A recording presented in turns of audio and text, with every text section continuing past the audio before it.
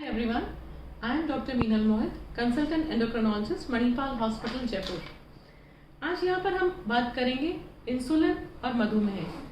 मधुमेह एक पेंडेमिक है, नॉन कम्युनिकेबल डिजीज माना जाता है, लेकिन ये पेंडेमिक एक महामारी आज बन चुका है।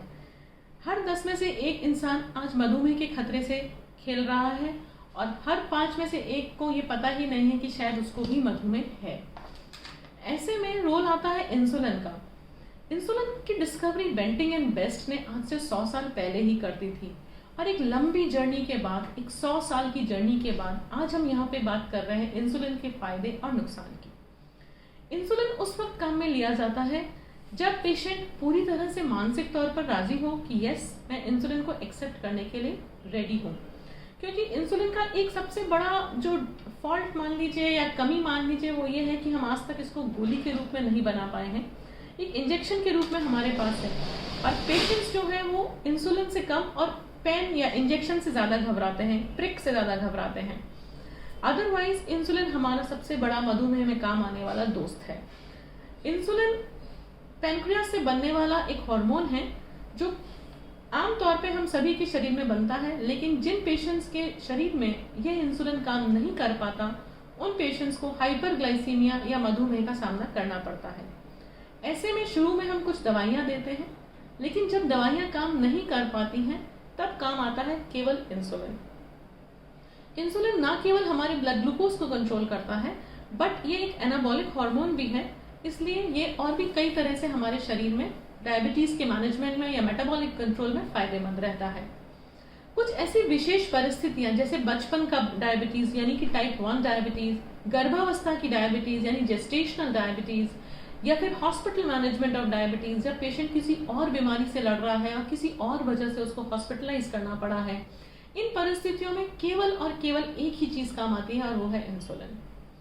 इंसुलिन थोड़ा सा महंगा शायद हो सकता है, इसलिए कुछ कंपनीज ने बायोसिमिलर्स के नाम से कुछ और भी ऐसी दवाइयां मार्केट में उपलब्ध कराई हैं जो पूरी तरह से इंसुलिन की तरह ही काम करती हैं, लेकिन थोड़ी सी इकोनॉमिकल है, थोड़ी सी पॉकेट फ्रेंडली है और हमारे पेशेंट्स को बहुत लाभ देती हैं।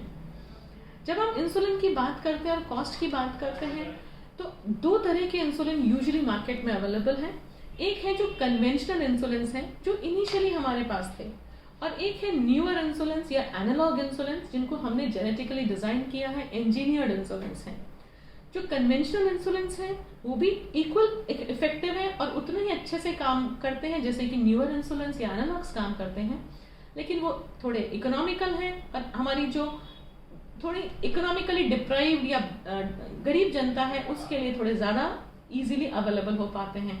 जबकि जो न्यूअर इंसुलिन हैं, एनालॉग इंसुलिन हैं, वो थोड़े से कॉस्टली हैं क्योंकि वो जेनेटिकली डिजाइंड हैं, वो रैपिड एक्टिंग है, बहुत जल्दी 5 मिनट में अपना काम शुरू कर देते हैं और 30 मिनट्स में उनका पीक लेवल आ जाता है। तो इस तरह से जो न्यूअर इंसुलिन हैं वो हमें थोड़ी फ्लेक्सिबिलिटी दे देते हैं कि उसको हम चाहे जिस तरह से, अगर हमने खाना नहीं खाया है तो इंसुलिन हम स्किप कर लें, अगर हमने कभी गलत टाइम पे हमने कुछ खा लिया है तो हम उस समय इंसुलिन का इस्तेमाल कर पाएँ। तो ये हमें फ्लेक्सिबिलिटी जो है वो न्यूअर इंसुलिन से मिल पाती है, इसलिए न्यूअर इंसुलिन जो है वो आज की भाग दौड़ की जिंदगी में थोड़े ज़्यादा पॉपुलर हैं। फिर से बात आती है कि कई तरह से इंसुलिन काम करते हैं। कुछ हैं जो केवल खाने के साथ में दिए जाते हैं जिनको हम प्रांडियल इंसुलिन बोलते हैं या मील रिलेटेड इंसुलिन बोलते हैं। कुछ हैं जो बेसल इंसुलिन जो 24 घंटे हमारे शरीर में काम करते हैं। ये डिजाइनिंग पूरी तरह से नेचुरल पैनक्रियाज और नेचुरल हार्मोन सिक्रीशन को दिमाग में रखकर बनाई गई है, क्योंकि बेसिकली भी हमारे शरीर में इंसुलिन का जो सिक्रीशन है पैनक्रियाज से वो एक तो बेसल लेवल पे होता है जो 24 आवर्स एक बेसल लेवल पे होता रहता है और एक नियमित रूप से हमारे शरीर में एक मिनिमम मात्रा इंसुलिन की बनी रहती है। उसको कवर करने के लिए हम बेसल इंसुलिन देते हैं पेशेंट को, और उसी तरह से जब भी हम खाना खाते हैं या किसी भी तरह का कार्बोहाइड्रेट कंज्यूम करते हैं तो हमारा पैनक्रियाज एक फिर से इंसुलिन का सिक्रीशन करता है जिसको हम बोलस सिक्रीशन बोलते हैं या प्रांडियल सिक्रीशन बोलते हैं। तो उसी को सिम्युलेट करने के लिए या उसी को पूरी तरह से फिर से दोहराने के लिए हमने एक प्रांडियल या बोलस इंसुलिन बनाए गए हैं जो शॉर्ट एक्टिंग हैं, जो हर बार पेशेंट को खाने के साथ दिए जाते हैं।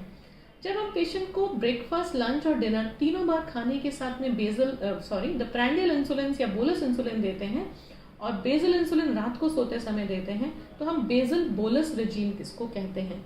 लेकिन कई बार देखने में आया है कि पेशेंट 4 इंसुलिन लेने से परेशान हो जाता है। ऐसे में हमने फिर से एक साइंस का उपयोग करके शॉर्ट एक्टिंग और लॉन्ग एक्टिंग इंसुलिन को मिक्स करके प्री मिक्स इंसुलिन बनाए हैं। तो पेशेंट कई बार केवल 2 बार, या तो ब्रेकफास्ट एंड डिनर के साथ 2 बार, या फिर हो सकता है 3 बार, ब्रेकफास्ट लंच और डिनर तीनों मील्स के साथ एक प्री मिक्स इंसुलिन रेजीम भी फॉलो कर सकता है।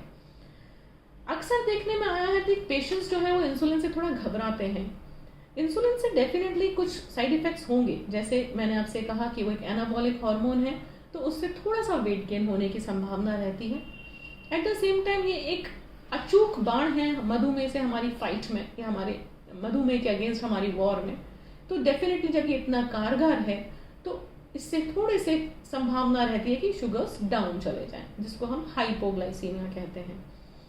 अगर आपको हाइपोग्लाइसीमिया हो रहा है या हाइपोग्लाइसीमिया के लक्षण आपको महसूस हो रहे हैं, जैसे पसीना ज़्यादा आ रहा है, या आंखों के आगे अंधेरा छा रहा है, या धड़कन बढ़ रही है, तो हाइपोग्लाइसीमिया के समय तुरंत आप शुगर्स चेक कर लीजिए। अगर घर में फ्रूट जूस अवेलेबल है तो 30 ml फ्रूट जूस ले सकते हैं, एक टॉफ़ी या शुगर कैंडी ले सकते हैं, पर बहुत ज़्यादा ओवरडू मत करिए। अगर हाइपो हो रहा है तो ऐसा नहीं है कि हमें बहुत ज़्यादा कुछ खा लेना है ताकि नेक्स्ट शुगर्स बहुत बढ़ जाए, ऐसा ना करें। जस्ट 15 ग्राम कार्बोहाइड्रेट कंज्यूम करें और 15 मिनट वेट करें। ना तो इंसुलिन से घबराएं, ना मधुमेह से घबराएं, और ना इंसुलिन के साइड इफेक्ट से घबराएं। वो सब बीमारी का और उसके मैनेजमेंट का एक हिस्सा है जो मैनेजेबल है। आप अपने आहार पर ध्यान दें, नियमित व्यायाम पर ध्यान दें, और मधुमेह के अगेंस्ट हमारे इस युद्ध को डेफिनेटली हमें जीतना है। Thank you.